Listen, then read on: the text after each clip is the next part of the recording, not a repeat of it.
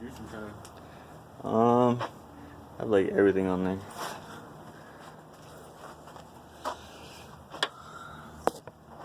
Yeah. You see why we took off the water pump and the pulley now? Yeah. And the mount? It would never clear that. I had a problem just clearing it when it was coming out. I was like, alright, what else I gotta take off? This. And I was like, but when it's already next to the outside, it's too late. You're like stuck. And also, that's why I put the exhaust back on first, because otherwise we'd be stuck. Like, trying to get back there.